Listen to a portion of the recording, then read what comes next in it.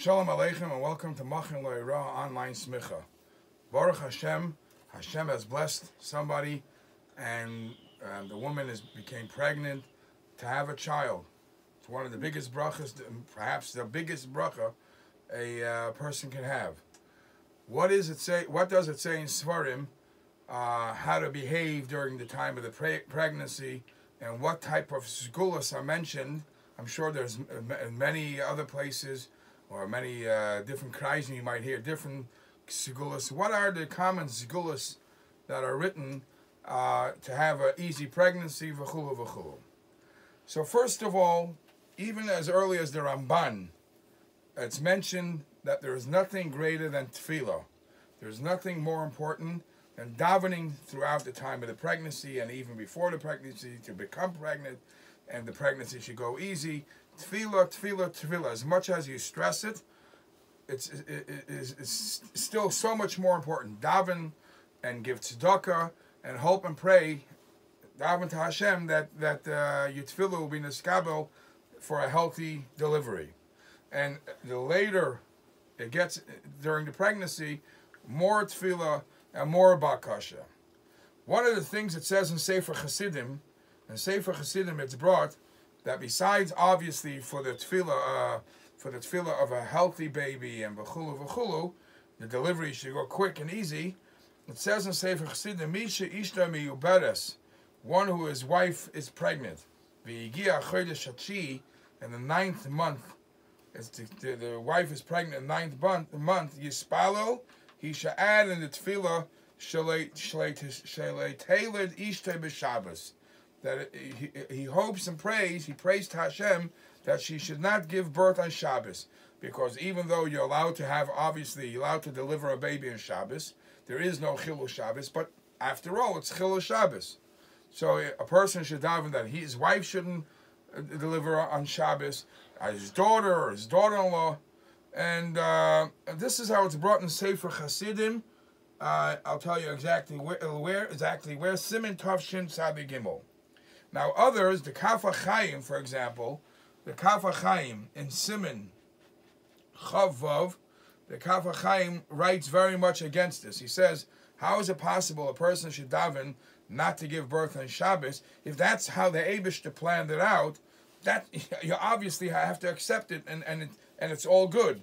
So there are those that question, that to challenge this tefillah, and the suggestion, which is also brought in Svarim, is even if you're going to daven that Shabbos shouldn't be an issue, don't daven that it shouldn't give birth on Shabbos. Rather, daven that there shouldn't be any real chilul Shabbos. That is the first thing, is tefillah, tefillah, tefillah, to have an easy pregnancy, easy delivery. Now, one of the segulas which is brought, and even in the letters of the Rebbe it's mentioned, is the Chida writes that the minig in his city was that if a woman, Baruch Hashem, made it to the 9th month of her pregnancy, the husband should try during that month to open the Aron Kodesh, Psichas Aron. And he writes, V'hu minig yafa, and there's a smach for this minig al derech hasoid, and it's particularly a good segula to have an easy delivery. Obviously, even he mentions, and other Svarim mentioned, you shouldn't fight with people to get that honor. It should be done in a subdued way. But if you're able to do that, that's great. Now the Rebbe even suggested people to do that, but it shouldn't be to do it in public. Some question in public, meaning to make an issue out of it, is a question of lack of tznius. But if you just quietly try to take the Psichas Aaron, that is a good segula. Now, in this itself, some say do it as early as possible in the beginning of the 9th month, because not only it's a segula for an easy delivery, it's actually a segula, according to some, to have an early delivery, maybe in the 9th month, not mamish to the last moment. I mentioned before, the woman throughout the time of her pregnancy, she davens and she gives extra tzedakah.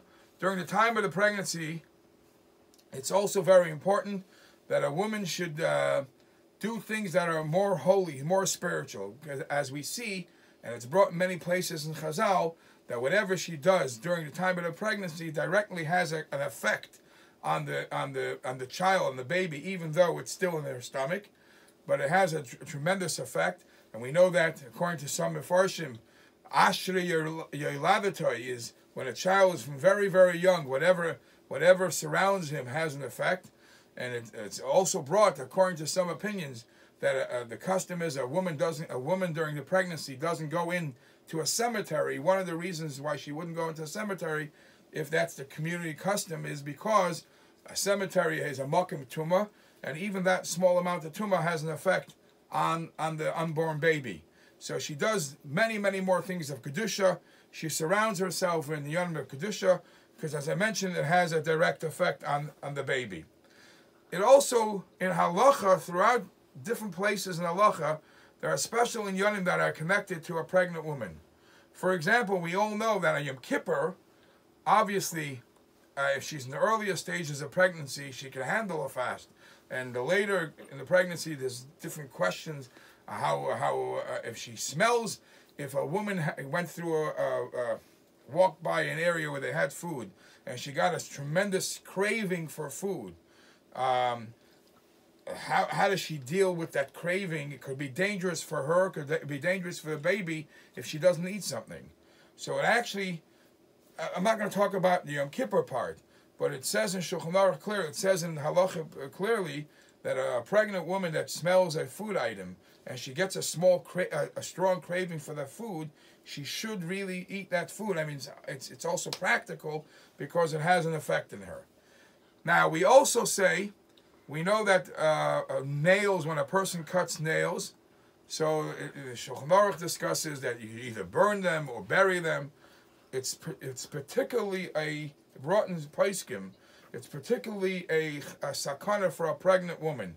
A pregnant woman should not walk over nails because Rahman al-Litzlan, al-Pi Kabbalah, it could bring Rahman al-Litzlan a situation of a miscarriage. One of the interesting halachas that's brought is that a woman who is married to a kohen, so if she has a baby boy, the boy will be a kohen. And we all know that there are so many halachas that apply to a kohen. Kohenim are not allowed to go in certain areas, in the vicinity of a mess, in possibly some say a hospital where people die, Rahman al-Litzlan. So the question is, a woman who's married to a kohen, what is the status of the baby while it's in her stomach? Does the status of kahuna apply to the baby right away, so the mother should be careful?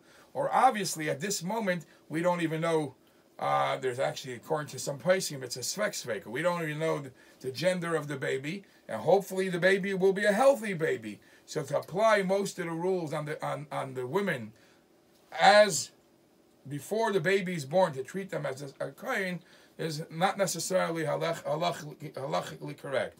But these halachas that we say, or these segulas that we say, that the husband and the wife should take upon themselves an advanced increasing in Torah and Yiras Shamayim, it has a direct connection, a direct effect on the health of the future baby.